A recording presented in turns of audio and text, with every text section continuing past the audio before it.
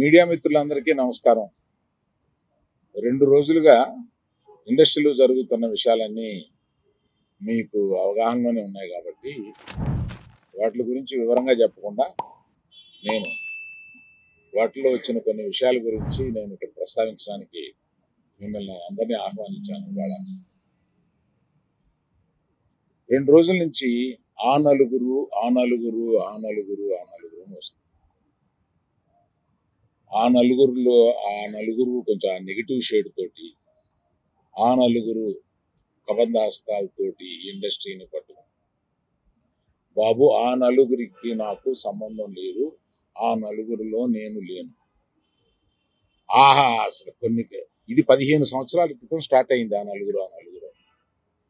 నలుగురు ఆ తర్వాత ఆ 10 అయింది. అది ఎవరు పట్టించుకోలేదు. ఓ 10 మంది దగ్గర ఉన్నాయి థియేటర్లో.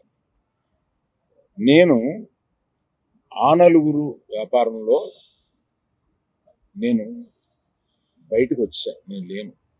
కోవిడ్ ఆ టైంలోనే బయటకు వచ్చేసాను.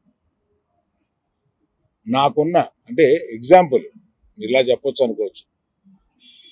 తెలంగాణలో నాకు ఒక్క థియేటర్ కూడా లేదు ప్రస్తుతం. తెలంగాణలో నాకు ఉన్నది ఒకే ఒక థియేటర్, AAA, దానికి ఓనర్. కనుక నా దగ్గర ఒక్క థియేటర్ కూడా లీజులో లేదు. ఆంధ్రాలో కూడా అన్నీ వదిలేసుకుంటా వచ్చేసి నా దగ్గర మొత్తం 1500 థియేటర్లు ఆంధ్రాలో ఉంటే, అదే మొత్తం తెలుగు రాష్ట్రాల్లో ఉంటే నా దగ్గర 15 లోపు ఉన్నాయి. అన్ని వదిలేసుకుంటారాగా.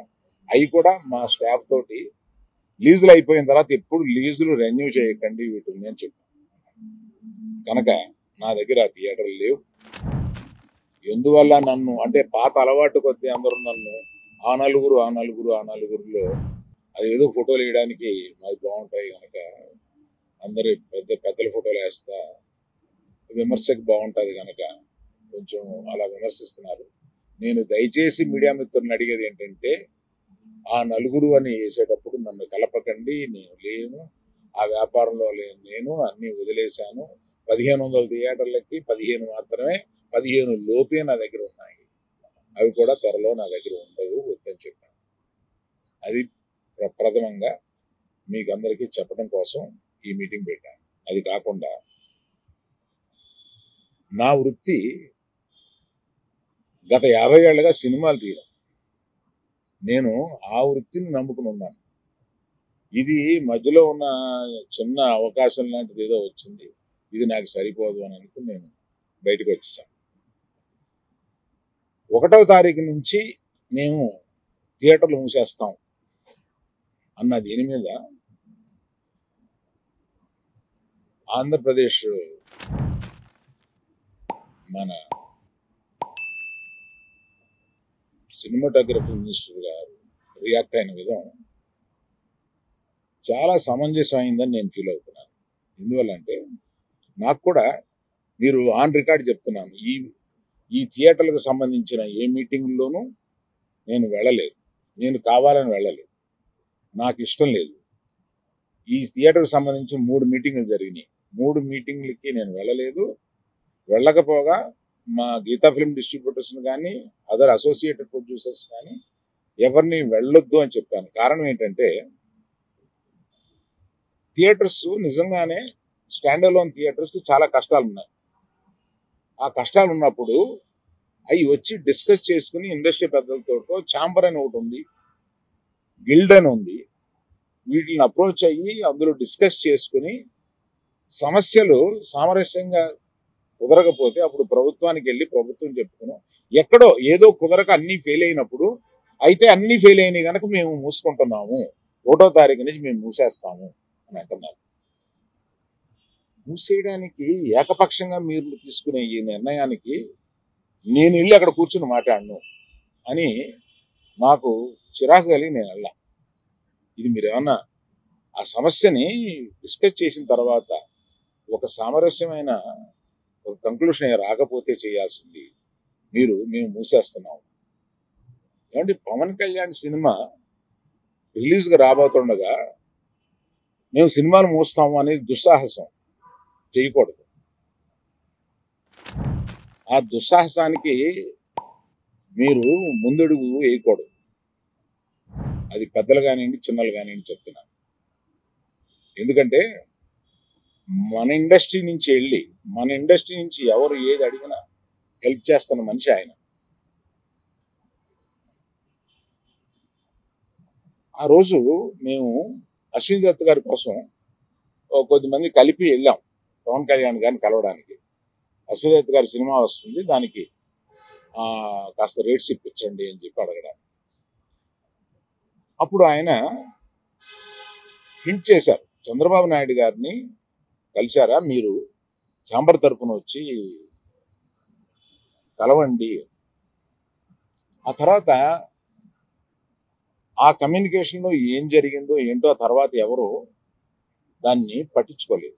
నేను ఒకళ్ళిద్దరితోటి ప్రస్తావిస్తే, చంద్రబాబు నాయుడు గారు మాకు తెలిసిన ఆయనే కదా, పవన్ కళ్యాణ్ గారు మాకు తెలిసిన ఆయనే కదా, మేము వెళ్ళి పని చేయించుకుంటాం అన్నారే తప్ప ఛాంబర్ వారు కానీ ఏ సంస్థ కానీ వెళ్ళి అఫీషియల్గా మనం అందరం వెళ్ళి కలిసి కష్టం వచ్చినప్పుడు కలవడం వేరే.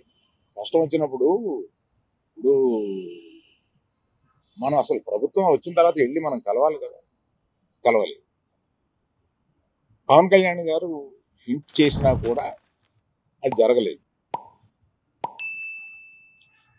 నిన్న ఎవరో మాట్లాడుతూ,